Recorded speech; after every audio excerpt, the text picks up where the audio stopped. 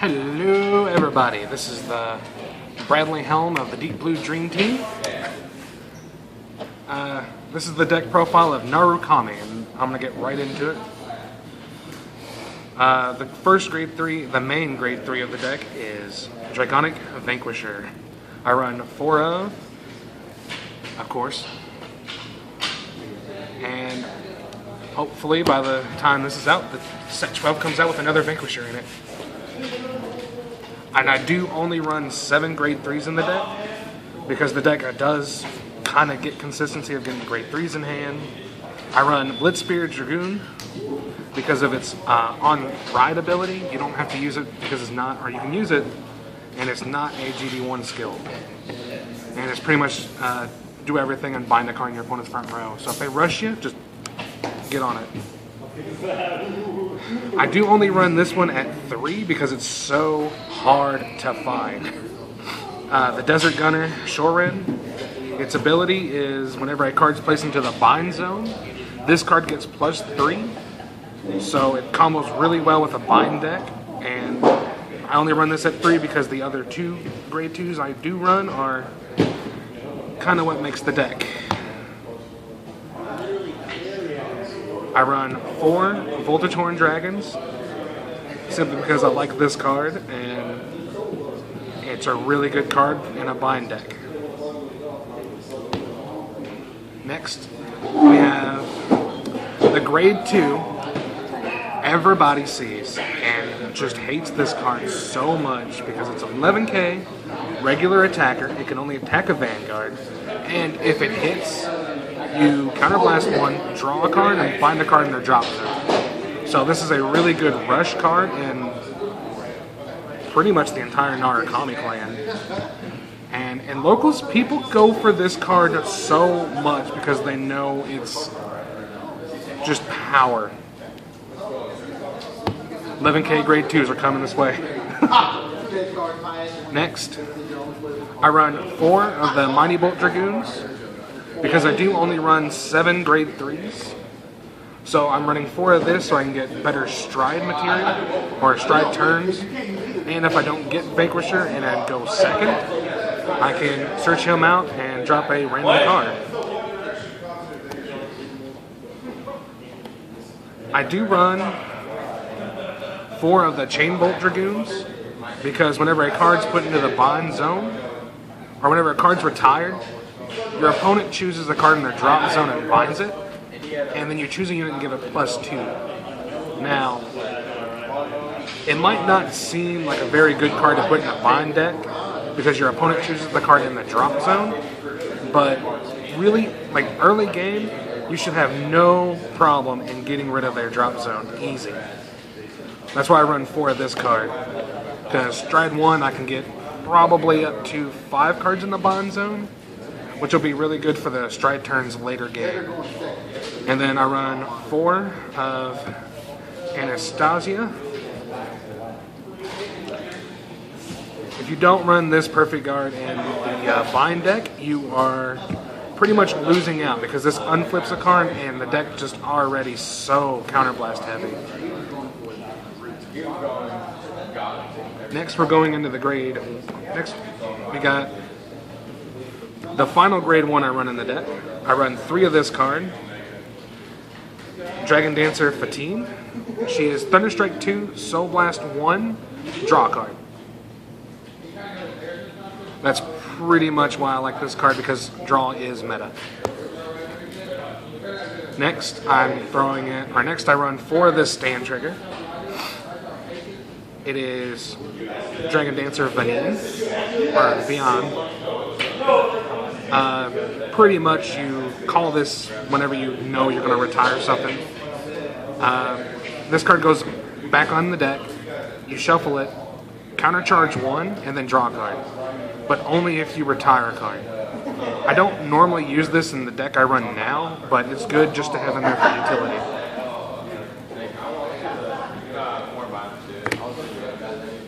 Do I need to explain why I run 4 of this card? I do not think so.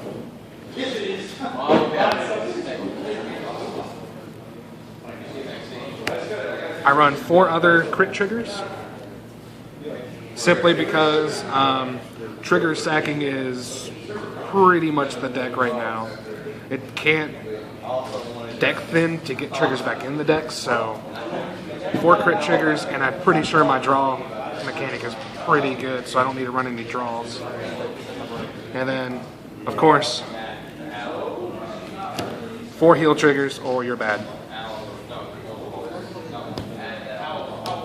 The starter I use is the Ascetic Draco Kid.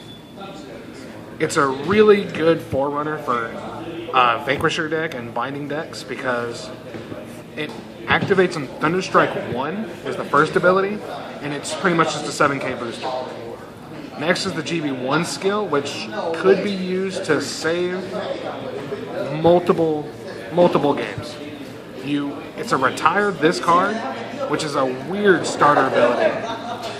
But whenever a opponent's rear guard is retired doing an effect of your guards, or your cards, you can retire this card and they choose another one, or another card to retire and bind it.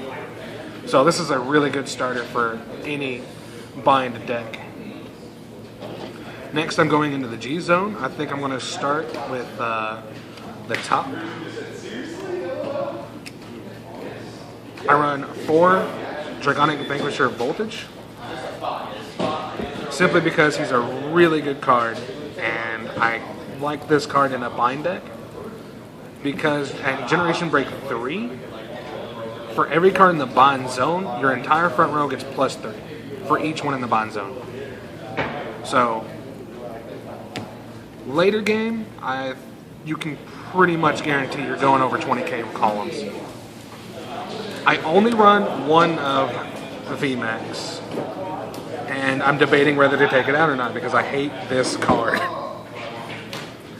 Other people love this card so much, and I agree with them. It's a really good card, but I hate it because of Dismal. Dismal is the only reason I hate this card. And Night Rose, and Bermuda Triangle, and anything that calls the egg to battle. Yeah. So this card just pretty much deals the damage for a game if your opponent has no rear guards. But during the battle phase, if they can call rear guards, it's kind of not a worthwhile card to run. Which is why I only run this at 1, because it's a stride to win. I also only run 2 Conquering Supreme Dragons, Conquest Dragon. This is like the early game when I can't get more than 3 bind cards in the bind zone at once. Because with the Vanquisher combo, this is a free 10,000 to front row. So this is a really early rush card, which is why I only run it at 2, because later games you're going to be running Voltage and, well, if you pretty much win with Voltage if you can get there. I run 1 Lightning Dragonite Zoroark for utility. Whenever he hits, your opponent chooses 1 to retire, and then you choose 2 in their drop zone to bind it. So he's really good starting card. I use him as a starting vanguard because of that skill. And you pretty much set yourself up for VMAX or any other card in the deck for next turn.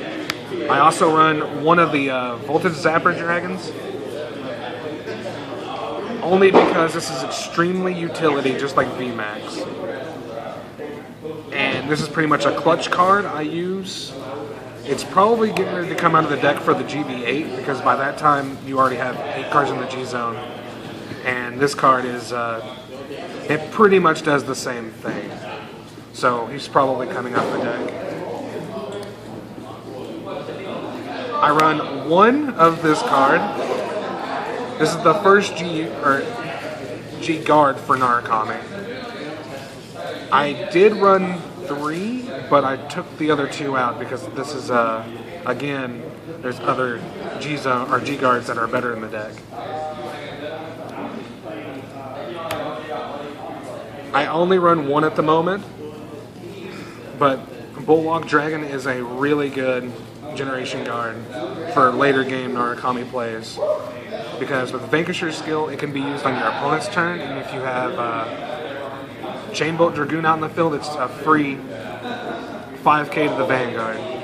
And this is a free 10k pretty much if you run a bind heavy deck.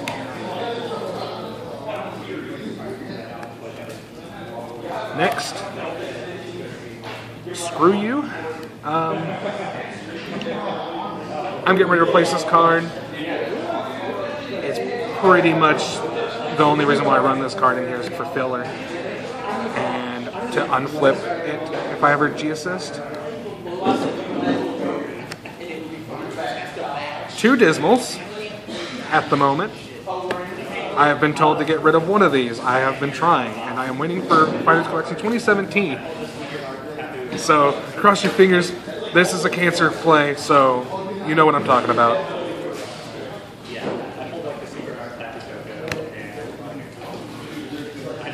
You always run 1 Sabriz. If you do not run 1 Sabriz in a deck, do not go to your local regionals.